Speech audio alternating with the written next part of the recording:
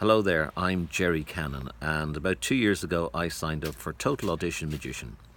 Um, Aside from all the great videos and the tutorials and information that's on the website, the package also included a one-to-one session with Nick. So I decided I would hold off until I had a tough question to ask him. So earlier on this year, my question was, when I contacted Nick for the one-to-one, Nick, I have an agent. I put myself forward every time there's a breakdown comes in with a character profile age-wise that fits myself, but I rarely, if ever, get called for an audition.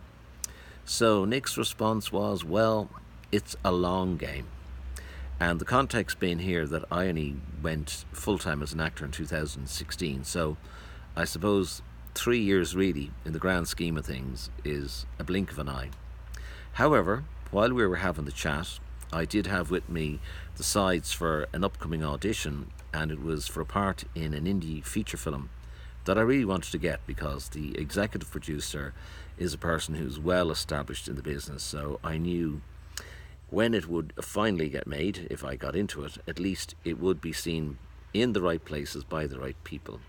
So we went through the sides, discussed the various turning points, what my objective as the character would be, and went in off book 2 days later, nailed it, and was offered the part there and then.